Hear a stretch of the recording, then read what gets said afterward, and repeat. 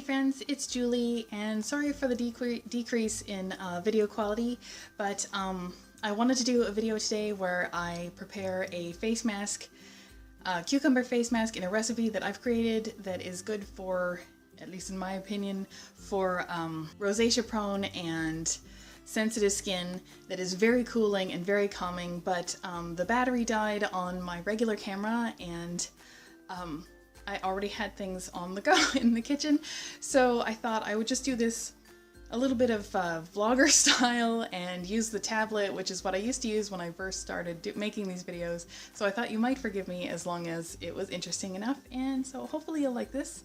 And so we're gonna head into my kitchen and I will show you how I make a cucumber based face mask for sensitive skin and rosacea. It's anti-inflammatory, it's cooling, it's soothing, and it's lovely for the summertime, which it is now in Canada.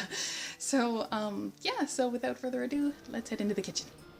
Okay, so welcome to my kitchen, and I'm going to try and do this very, very quickly before my battery dies so that we don't have to go back to my tablet, which obviously doesn't have as good of a picture.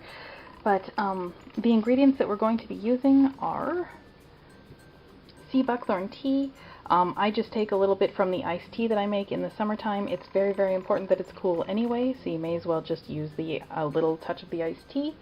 And I use 1 teaspoon of that. This is cucumber skin on, and it's about a ½ inch of a cucumber, and then I just cut it into quarters because I don't know, I always cut things up before I put them in the blender for some reason. I don't even think it's required. This would be natural yogurt. It's a 1.5 teaspoons, and it started to separate a little bit, but that's what natural yogurt does. I'm not worried about that. It kind of came off almost as a solid chunk of yogurt when I took it out of the jar, but then now it's been sitting here for about 5 minutes and it has started to separate, so it looks icky, but it's actually not. This is a 1.5 teaspoons of manuka honey.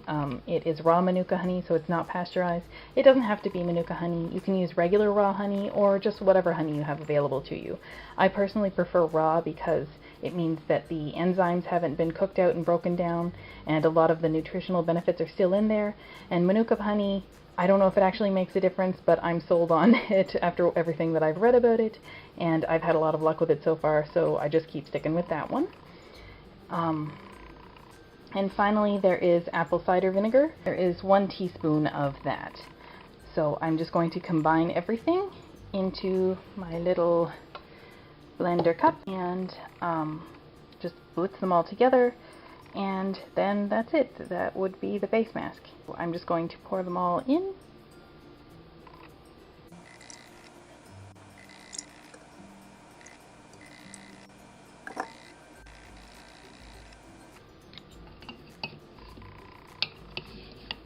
And I like to use the measuring spoon for the honey to actually stir it, because the apple cider vinegar will normally kind of cut into that enough that it will actually come out of the spoon.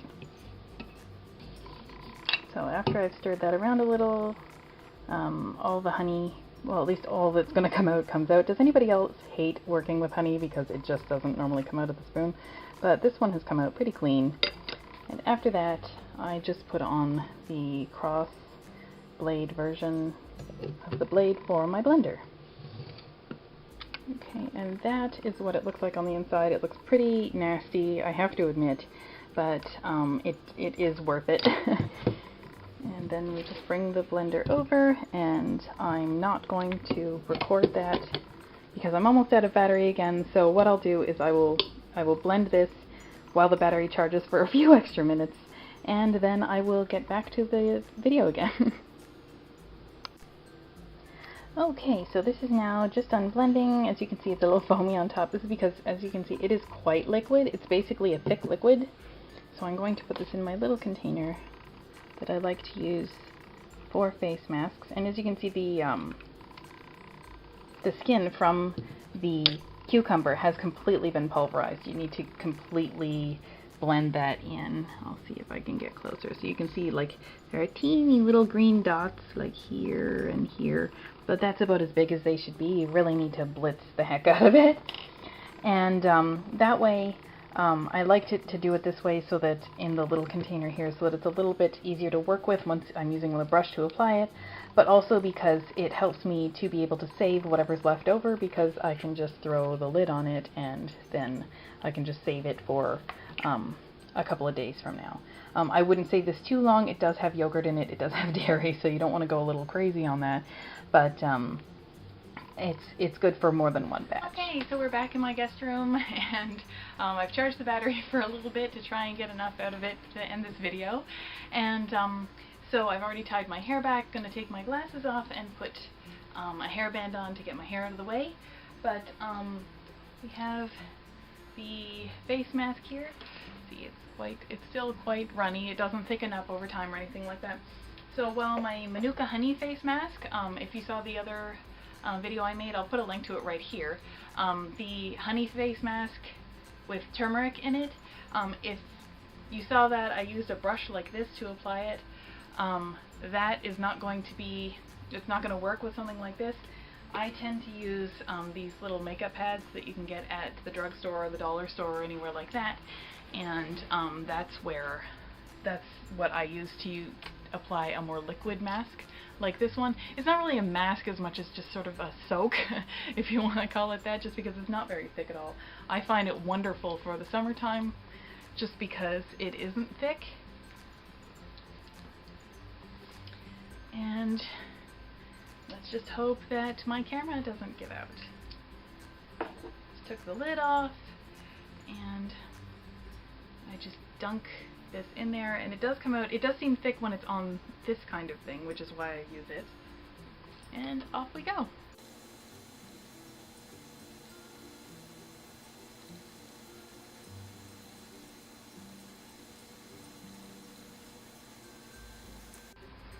Okay, and as you can see, this is a lot faster to apply than the Manuka one, just because basically you just wipe it over the whole thing. It looks clear most of the way, except little chunks of cucumber. I know that sounds disgusting, and when you first look at it, it doesn't look beautiful, but you know, you're not going to go out like this anyway, right? So all you need to do is just put this on, let it soak for about 15 minutes, and then just rinse it off. So I will just go relax for 15 minutes like this, feeling and looking beautiful, obviously, and then I will be back here again. By the way, I don't remember if I said this early in the video because I was rushing a little bit against the running out battery, but I will put all the ingredients for this recipe into the description for this video. We're back. So it's been about 20 minutes and I rinsed off the mask. I just used cool water, not cold, but cool water, and just rinsed off the whole thing. When you're rinsing off the mask, that's when you realize that there really is some substance to it, even though when you put it on, it feels, or at least for me, when I put it on, it feels very, very liquid. It feels like quite runny.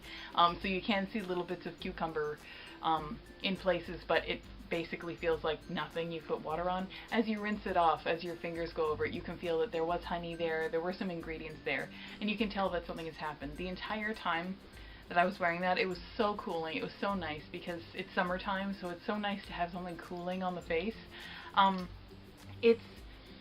For me, I like to just, because I start with a clean face anyway, so I wash my face, cleanse it normally, and then I put the mask on top of that.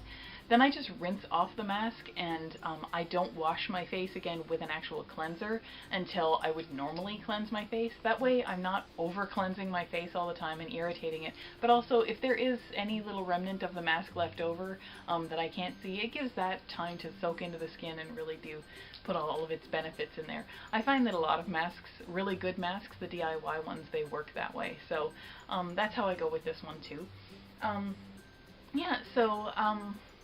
I hope you liked this video. I know it was a little choppy. It started off with my tablet and it ended up kind of all over the place, but I just really wanted to share it with you because I've been having a lot of success with that mask, and I like to share any kind of successes that I have with you so that you can enjoy them too, in case they'll work for you as well. So I hope you liked this video. I hope you liked this recipe. If you did, please give it a thumbs up.